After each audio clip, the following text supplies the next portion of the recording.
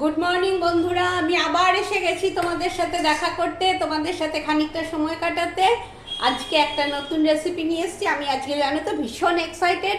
খুব ভালো একটা রেসিপি দেখাবো, আমার অত্যন্ত আপনজনের একজনের কাছ থেকে শিখেছি, কতক্ষণে তোমাদের শেয়ার করব। দেখো, আজকে করব বাঁধাকপি দিয়ে একটা তরকারি, সমস্ত মেখে বসানো। এই বাঁধাকপিটা আমি সেদ্ধ করে রেখে দিয়েছি, কড়াইশুঁটি দিয়ে বাঁধাকপিটা একটু নুন জলে আধা সেদ্ধ করেছি, পুরো সেদ্ধ না। আচ্ছা, আলু ডুমো ডুমো করে কেটে আলু সেদ্ধ করে রেখেছি, সাথে কটা কড়াইশুঁটিও দিয়েছিলাম, ও সেই নুন জলে সেদ্ধ করেছি। আচ্ছা, আর কি লাগবে? লাগবে টমেটো। টমেটোগুলো এরকম ডুমো ডুমো করে কেটে রেখেছি। ধনে পাতা লাগবে, ধনে পাতাটা জল দিয়ে একটু ভিজিয়ে রেখেছি, ধুলোটা চলে যাক।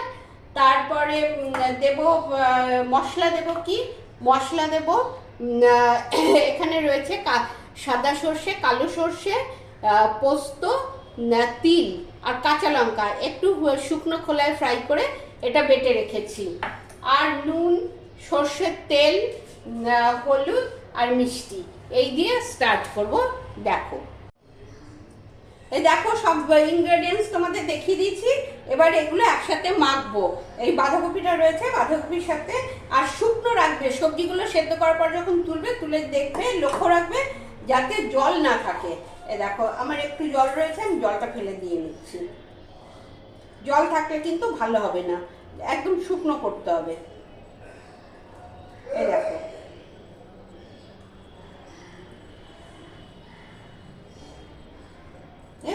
জলটা ফেলে দিলাম।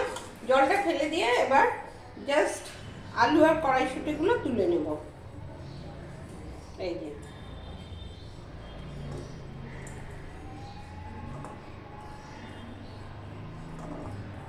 আলু কড়াইশুঁটি তুলে নিলাম। এবার বাটা মশলাটা দিয়ে দিলাম। আমার অনেকটা হয়েছে বলে আমি এতটা দিয়েছি, তোমরা মশলা একটু অল্পও দিতে পারো, এটা তোমার কোয়ান্টিটির ওপর তুমি বুঝে দেবে, ঠিক আছে? এবার হচ্ছে নুন। আচ্ছা, টমেটোটা আগে দিয়ে দিই। টমেটো,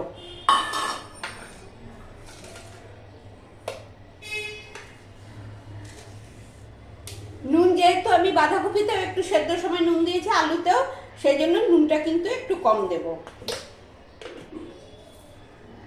একটু মিষ্টি দেবো, অল্প একটু মিষ্টি দেবো, নাহলে ভালো লাগবে না। সর্ষে রয়েছে, পোস্ত রয়েছে, তো একটু নুন মিষ্টিটা একসাথে হলে একটু ভালো লাগে। অল্প একটু মিষ্টি দিয়ে দিলাম।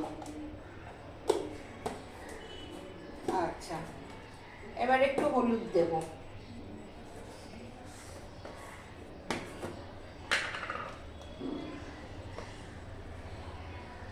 হলুদ দিলাম। এবার এটা ভালো করে মেখে তারপর তেলটা দেব। এই দেখো, এরকম করে ভালো করে এটা মাখবে। এই দেখো, ভালো করে এটা মাখবে, মেখে তারপর তেলটা দেবে। এই দেখো, এরকম করে মাখবে। আচ্ছা আচ্ছা, তোমাদের বলা হয়নি, একটু চীনাবাদাম ভেজে চীনাবাদামও বেটে দেবে, অল্প, বেশি না। বাদাম বাটাটা দিলে টেস্টটা খুব ভালো ওঠে। তিল, বাদাম, তারপর সাদা সর্ষে, কালো সর্ষে, পোস্ত, এগুলো আর কাঁচা লঙ্কা, এগুলো একটু তেলে শুকনো খোলায় তেলে তারপরে বাটবে, বেটে তারপরে মেশাবে। এই যে আমার ভালো করে মাখা হয়ে গেছে। এবার আমি তেল দিয়ে দিচ্ছি। দেখো, তেলটা একটু বেশিই দেবে যাতে তেলের ঝাঁঝটা ওঠে। এই দেখো, এবার তেল দিয়ে আমি ভালো করে মেখে নিচ্ছি।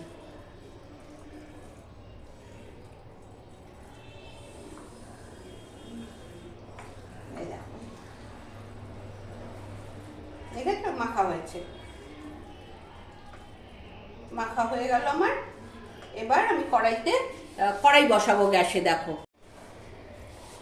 এই দেখো, আমি গ্যাসে কড়াই চাপিয়ে দিয়েছি। কড়াইটা শুকিয়ে গেছে, অল্প একটু তেল দেব। অল্প একটু তেল দিলাম। এবার তেলের মধ্যে, তেলটা একটু গরম হোক। তেলটা গরম হলে তেলের মধ্যে একটু কালো জিরে আর এই যে শুকনো লঙ্কা ফোড়ন দেব।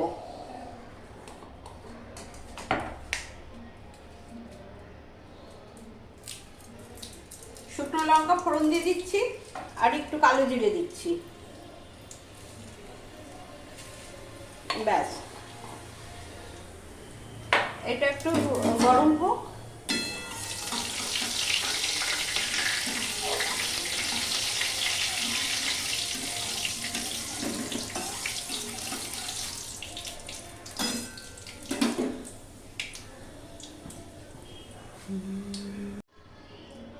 এই দেখো আমি গ্যাসে কড়াই চাপিয়ে দিয়েছি। কড়াই চাপিয়ে আমি তেল দিয়েছি। তেলটা একটু যেই গরম হয়েছে, শুকনো লঙ্কা আর কালো জিরে ফোড়ন দিয়েছি। কালো ফোড়ন দিয়ে একটু গ্যাসটা বাড়িয়ে দিচ্ছি। দিয়ে আমি এবার এই যে মেখে রেখেছি এই মাখাই তরকারিটা ঢেলে দেবো এখানে।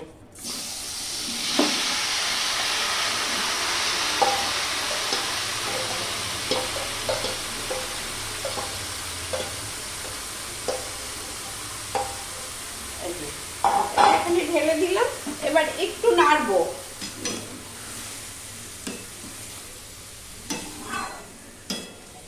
এটা খুব ভালো হয় খেতে।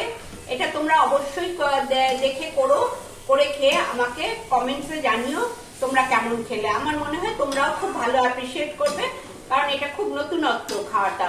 আমি আগে শুনিও নি, খাইও নি। এবার আমি যা শিখেছি এবং খেয়েছি আমার খুব ভালো লেগেছে, তাই তোমাদের সাথে আমি শেয়ার করছি। দেখো 2-3 মিনিট একটু নেড়ে নেবে।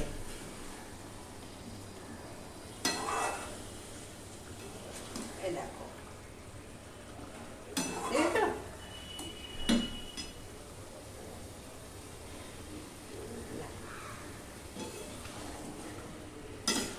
2-3 মিনিট নেড়ে তারপরে নামাবে। এবার বন্ধ করে দেবো। আমার নাড়া হয়ে গেছে 2-3 মিনিট।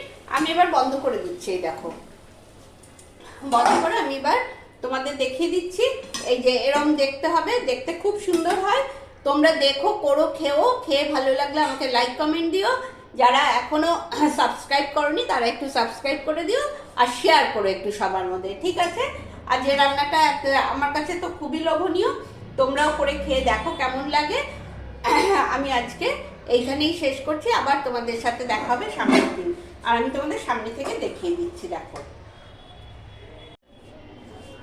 এই দেখো তোমাদের সামনে থেকে দেখিয়ে দিচ্ছি। দেখতে এরকম হয়েছে। আমি ওপর থেকে আবার একটু ডেকোরেশন করলাম, ধনেপাতা কেটে ছিটিয়ে দিলাম। দেখেছো কেমন হয়েছে? টাটা, আজ তবে আসি। সামনের দিন আবার একটা নতুন রেসিপি নিয়ে তোমাদের কাছে হাজির হব।